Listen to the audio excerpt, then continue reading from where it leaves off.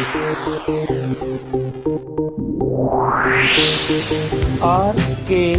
स्वागत है दोस्तों आपका एक बार फिर से हमारे YouTube चैनल RKB कैंफी वीडियोस में। पिछली वीडियो में हमने आपको विद्युत रासायनिक श्रेणी के अनुप्रयोग कराए थे केमिस्ट्री के विद्युत रसायन नामक चैप्टर में। आज हम आपके लिए इससे आगे का एक नया पॉइंट लेकर आए हैं, लेकिन इससे पहले मैं आपको कहना चाहूंगा कि हमने पीछे एक वीडियो में आपको कुछ क्वेश्चंस पूछे थे कि किसी भी पदार्थ का, धातु का इलेक्ट्रोड विभव हम जब ज्ञात करते हैं तो वो मानक ताप और दाब पर ज्ञात किया जाता है, लेकिन क्या होता है अगर वो तापमान, दाब और सांद्रता ये परिवर्तित हो जाएं तो विभव पर क्या प्रभाव पड़ता है। आज का हमारा टॉपिक इसी से संबंधित है और इसके बारे में हम वीडियो के लास्ट में आपको कुछ क्वेश्चंस भी देंगे, तो वीडियो को पूरा देखिए ताकि आप लोगों को ये आधार भी समझ में आ जाए कि ताप परिवर्तन करने पर, सांद्रता परिवर्तन करने पर विभव पर क्या प्रभाव पड़ता है। तो आज का जो हमारा टॉपिक है वो है नष्ट समीकरण, या इसके एक रूप में और कह सकते हैं कि ताप एवं सांद्रता का इलेक्ट्रोड विभव या केवल विभव पर प्रभाव। विभव या विद्युत वाहक बल भी हम इसके साथ ले सकते हैं, इस पर प्रभाव। यहाँ आपके सिलेबस में इस समीकरण का जो नष्ट समीकरण है इसका डेरिवेशन नहीं है, इसको किस प्रकार से व्युत्पन्न किया जाता है ये नहीं है, तो यहाँ केवल ये समीकरण लिखी जाएगी, लेकिन इसके बारे में हमें थोड़ी सी लैंग्वेज भी लिखनी पड़ती है। पहले वो लैंग्वेज क्या है भाई, जब इलेक्ट्रोड विभव के बारे में आपको बताया था तब भी हमने इन वैज्ञानिक का नाम लिया था, इनका जिक्र किया था। तो नष्ट ने क्या कहा था कि जब भी हम किसी धातु की छड़ को उसी धातु के लवण के विलयन में डुबोते हैं तो धातु से आयन विलयन के अंदर जाने की प्रवृत्ति रखते हैं। धातु से आयन विलयन के अंदर, यानी जो धातु होती है वो Mn पॉजिटिव में बदल जाती है इलेक्ट्रॉन त्याग कर। जैसे अगर सोडियम की बात करें तो वहां पर एक पॉजिटिव आएगा, कैल्शियम या जिंक की बात करें तो उसमें आपके 2 पॉजिटिव, एल्यूमिनियम पर 3 पॉजिटिव आ सकते हैं। तो किसी भी धातु में जितने इलेक्ट्रॉन निकलते हैं उतने उस पर पॉजिटिव चार्ज आ जाता है। इसी के साथ साथ ये भी कहा गया था कि उसी समय धातु से धनायन धातु छड़ पर जमा होने की प्रवृत्ति रखते हैं, यानी जो Mn पॉजिटिव है वो इलेक्ट्रॉन को ग्रहण करके धातु में परिवर्तित हो सकते हैं। अगर हम जिंक और कॉपर इलेक्ट्रोड की बात करें जो डैनियल सेल लिया गया था, तो जिंक इस प्रक्रिया को करता है और कॉपर इस प्रक्रिया को। लेकिन अगर हम एक ही धातु को मानकर चलें तो जब धातु से आयन विलयन में जा रहे हैं, विलयन से धातु पर आ रहे हैं, छड़ पर आ रहे हैं, तो इन दोनों के बीच एक साम्य अवस्था स्थापित हो सकती है। आप लोग लिख सकते हैं अपनी कॉपी में, अर्थात धातु आयनों और धातु छड़ के बीच, धातु परमाणुओं के बीच साम्य अवस्था स्थापित रहती है। यानी इस समीकरण को लिखा जा सकता है Mn positive plus N electron, और अब यहाँ पर साम्य अवस्था का चिन्ह हम लगा सकते हैं। कक्षा 11 में आप लोगों ने साम्य अवस्था पर ताप, दाब और सांद्रता का प्रभाव पढ़ा था, वही प्रभाव अब यहाँ पर भी आपको देखने को मिलेगा। वहां पर मैं आपको एक बात याद दिला दूं, पहले ही हमें आगे जरूरत पड़ेगी उसकी, कि जब किसी अभिक्रिया में साम्यावस्था स्थापित हो जाती है तो उस साम्यावस्था के समय पर एक साम्य स्थिरांक ज्ञात किया जाता है Kc, जो सदैव अभिकार उत्पाद की सांद्रता और अभिकारक की सांद्रता के अनुपात के बराबर होता है। इस प्रकार से यानी हम Kc का मान निकाल सकते हैं कि जो M है हमारी उसकी सांद्रता और अपॉन जो हमारा अभिकारक है यानी Mn पॉजिटिव है उसकी सांद्रता के अनुपात के लिए लेकर हम इसको चल सकते हैं। अब एक बात का और ध्यान रखना, कभी भी किसी भी विलयन में अगर कोई सॉलिड पदार्थ आ जाए तो उसकी सांद्रता हम 1 लेकर चलते हैं।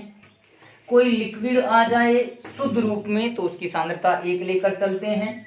गैसेस को शुद्ध रूप में 1 सांद्रता लेकर चलते हैं, लेकिन अगर कहीं कोई विलयन है तो उस विलयन की सांद्रता के अनुपात में हम इस राशि को रखेंगे। और सांद्रता का मात्रक मोल प्रति लीटर या फिर आप लोग को मोलर वगैरह के रूप में, मोलरता जो होती है वो मोल प्रति लीटर ही होता है, उसके रूप में आपको सांद्रता मिलेगी। तो यहां पर ये आपने कक्षा 11 में पढ़ा होगा, तो थोड़ा सा उसको रिवाइज करा गया। अब सीधे रूप में लेकर चलते हैं नष्ट समीकरण को। तो नष्ट समीकरण जो होती है वो किसी भी सेल के लिए या किसी भी इलेक्ट्रोड के लिए प्रयुक्त की जा सकती है, सेल के लिए भी की जा सकती है। और इसमें किसी सेल का या इलेक्ट्रोड का जो इलेक्ट्रोड विभव होता है वो मानक इलेक्ट्रोड विभव E0 माइनस RT/NF के अनुसार लिया जाता है इनटू लॉन। अब यहाँ पर दो होते हैं, एक लोग आधार E और एक लोग आधार 10। हमने लघुगणक को समझाने के लिए छोटी सी वीडियो स्पेशल तौर पर आपको दी हुई है, आप प्लेलिस्ट में स्पेशल वीडियो से उसको देख सकते हैं कि लोग और एंटी लोग का मान हम किस प्रकार से निकाल सकते हैं। तो यहाँ पर ये आ जाएगा, हम रिएक्टेंट प्रोडक्ट अपॉन रिएक्टेंट ही इसको लिख रहे हैं। यहां हम समीकरण अभी इलेक्ट्रोड के रूप में नहीं लिख रहे, अगली लाइन में लिख सकते हैं कि अगर electrode Mn positive plus n electron के रूप में आपका इलेक्ट्रोड समीकरण है तब हम उसको कैसे लिखेंगे वो देख लेंगे। तो यहां पर ये E इक्वल टू हो जाएगा E0 माइनस, जो हम टेबल का यूज करते हैं लघुगणक में वो आधार 10 पर यूज करते हैं, तो अब ये वैल्यू यहाँ पर रखी जा सकती है 2.303 RT/NF इंटू लोग आधार 10 पर। अब मैं इस समीकरण का यूज कर रहा हूं, तो प्रोडक्ट आपका है M और रिएक्टेंट है आपका Mn पॉजिटिव, तो इनकी सांद्रता को लेकर यहाँ पर चला जा सकता है। अब यहाँ पर जो राशियां दी गई हैं थोड़ा सा उनके बारे में जानकारी ले लें। E जो होता है वो इलेक्ट्रोड विभव होता है किसी भी ताप पर, जो यहाँ पर टेम्परेचर T दिया हुआ है ये इलेक्ट्रोड विभव है एट टेम्परेचर T। उसके बाद जो E0 है वो होता है मानक इलेक्ट्रोड विभव, और मानक इलेक्ट्रोड विभव सदैव 25 डिग्री सेल्सियस पर लिया जाता है। अब यहाँ पर जो R होता है गैस नियतांक, जिसका मान आप लोगों ने पढ़ा है 8.314 के रूप में या 2 कैलोरी के रूप में या 0.0821 लीटर वायुमंडल प्रति केल्विन प्रति मोल के रूप में।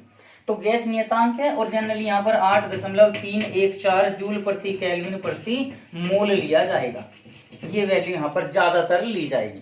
उसके पश्चात T तो आपका हो गया टेम्परेचर, ये एब्सोल्यूट टेम्परेचर है, परम ताप होता है, केल्विन पैमाने पर ताप होता है यहाँ पर आपका T।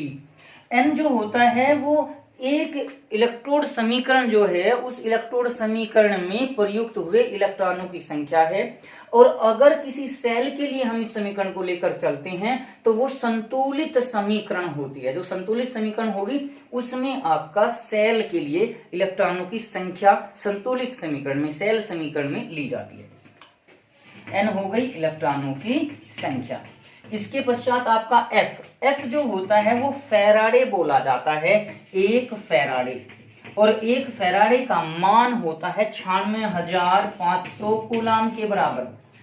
इसकी परिभाषा जो होती है किसी भी पदार्थ का एक मोल उत्पन्न करने के लिए जितने इलेक्ट्रॉनों की आवश्यकता होती है या एक मोल निक्षेपित करने के लिए, वैसे इसी चैप्टर में आगे आएगी 20 फैराडे की वैल्यू। हम गुणा भाग को सही क्लियर करने के लिए, निश्चित करने के लिए 96,500 ले लेते हैं, अदरवाइज ये 96,485 कूलाम के बराबर होती है। और ये एक मोल इलेक्ट्रॉनों का आवेश भी कह सकते हैं।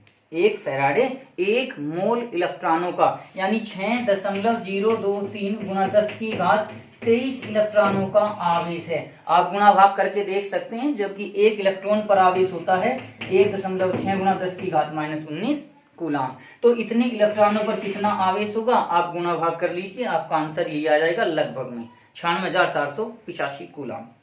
F ये आ गया। अब इसके बाद लघुगण के रूप में जो M आता है और एक Mn पॉजिटिव। अब देखिए ये जो M है, M बाद में बना यानी ऑक्सीकृत जो पदार्थ हो चुका उसका अमाउंट है, या कह सकते हैं उत्पाद की मात्रा है। और यहाँ पर जो Mn पॉजिटिव है ये आपका होता है अपचित मात्रा, जो कि अभिकारक की मात्रा होती है, सांद्रता के रूप में आप इसको लेकर चल सकते हैं। तो ये समीकरण आपकी नष्ट समीकरण कहलाती है और जनरली हम इसका प्रयोग करते हैं। इसमें उपस्थित राशियों के बारे में आपको जानकारी जरूर होनी चाहिए कि E0, RT, N, F वगैरह ये सब राशियां क्या हैं, तो आप अपनी कॉपी में इसको नोट कर सकते हैं। अब यहाँ पर जो ये वैल्यू ली गई है 2.303 RT/NF, वैसे मैं आपको याद दिला दूं ये 2.303 है, ये आधार 10 पर लघुगणक आ गया और ये आधार ई पर है। तो इन दोनों में संबंध होता है, आधार ई लघुगणक को जब आधार 10 के लघुगणक में बदलते हैं तो उसमें 2.303 की गुणा कर दी जाती है। अब इसके पश्चात यहाँ पर अगर हम मानक कंडीशंस पर लेकर चलें, इसी समीकरण को भी मानक कंडीशन पर, यानी आर की वैल्यू रख दें, फैराडे की वैल्यू रख दें, टेम्परेचर हमारा 298 केल्विन या 25 डिग्री सेल्सियस होता है उसको भी रख दें, क्योंकि अब टेम्परेचर नियत हो सकता है। ये जो वैल्यू है ई नोट, ये 1 मोलर सांद्रता और 25 डिग्री सेल्सियस यानी 298 केल्विन पर किसी भी इलेक्ट्रोड का इलेक्ट्रोड विभव होता है।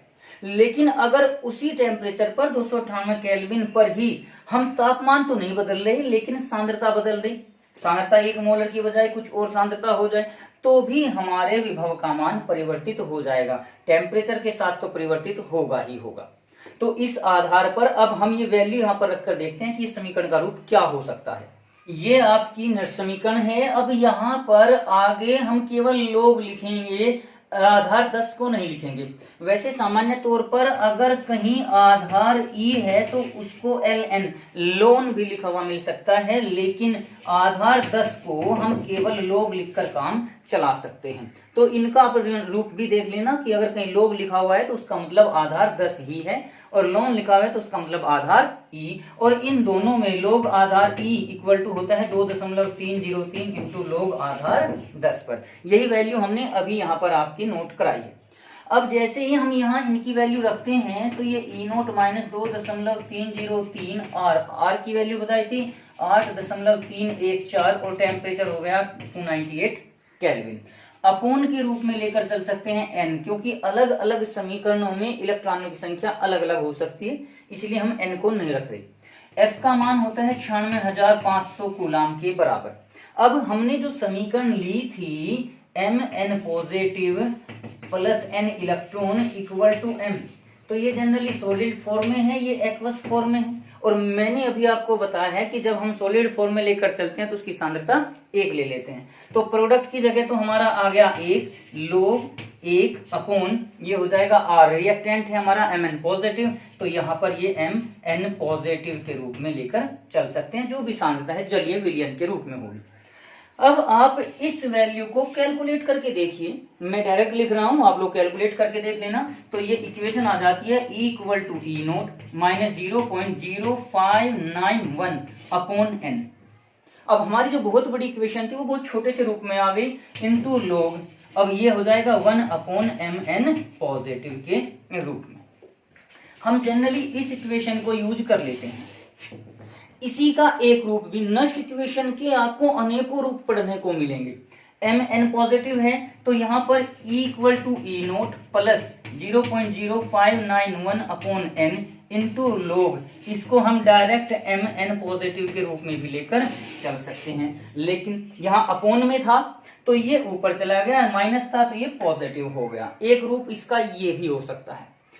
अब यहाँ पर अगर हम इस फॉर्मूले को लेकर चलें, इस वाले को, तो आपको पहले भी बताया है, अभी थोड़ी देर पहले बताया था कि जो प्रोडक्ट अपॉन रिएक्टेंट है वो Kc के बराबर होता है। तो आप इस इक्वेशन से यहाँ अगर हम रिएक्टेंट अपॉन प्रोडक्ट लिख रहे हैं, प्रोडक्ट अपॉन रिएक्टेंट लिख रहे हैं, तो यहाँ पर एक और फॉर्म हो सकता है E equal to E naught minus यहाँ पर 0.0591 upon N into log Kc।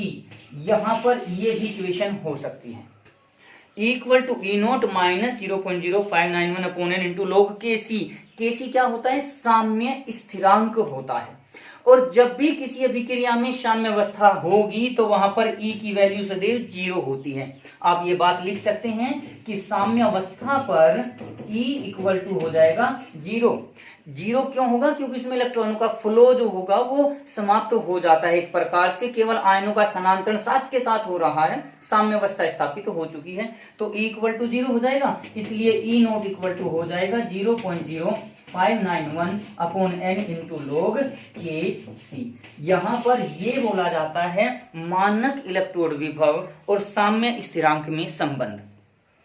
अगर क्वेश्चन पूछा जाए कि मानक इलेक्ट्रोड विभव और साम्य स्थिरांक में क्या संबंध है, तो आप इस इक्वेशन को लिखकर काम चला सकते हैं। ये इक्वेशन वहां पर आपकी यूज होगी। ये इक्वेशन हुई, ये इक्वेशन हुई, ये आपकी न्यूमेरिकल्स में यूज होगी। अब यहां पर केसी की जगह आप लोग अगर ई और ई नोट दोनों लेकर चलते हो तो यहाँ प्रोडक्ट अपॉन रिएक्टेंट भी लिखा जा सकता है, जो हम यहाँ प्रोडक्ट अपॉन रिएक्टेंट लेकर चले हुए हैं। अच्छा, चार रूप तो यही हो गए। अब इसी के पश्चात अगर हम हाइड्रोजन इलेक्ट्रोड के लिए ले लें एक रूप, वो भी हो सकता है।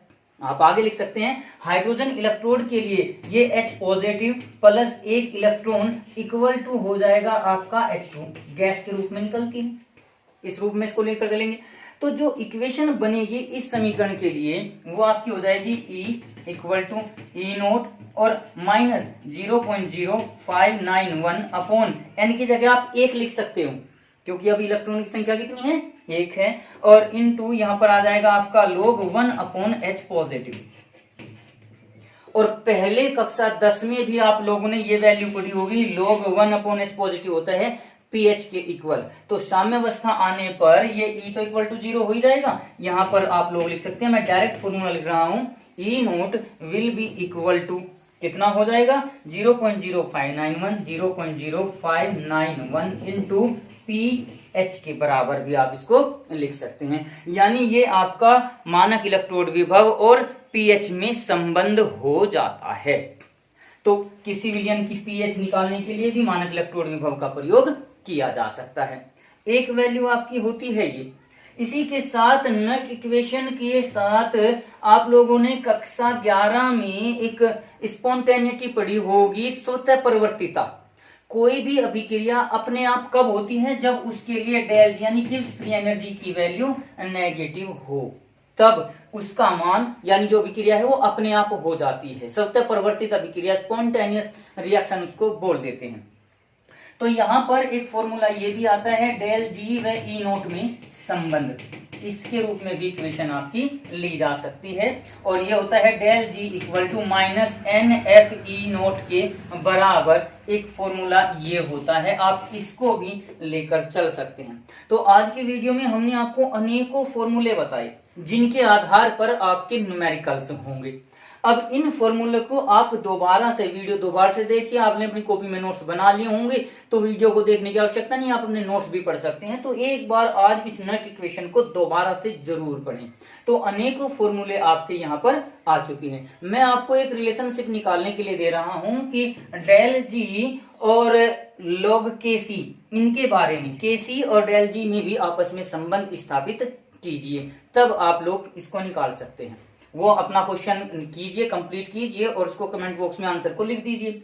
अच्छा, अब इसके बाद एक और आपकी वैल्यू हो सकती है। देखिए, कोई भी अभिक्रिया स्वतः परिवर्तित, पिछली वीडियो में हमने आपको बताया है कि अगर किसी इक्वेशन के लिए E की वैल्यू आपकी 0 है तो या पॉजिटिव है तो अभिक्रिया संभव होगी, लेकिन 0 और नेगेटिव होने पर अभिक्रिया संभव नहीं होती।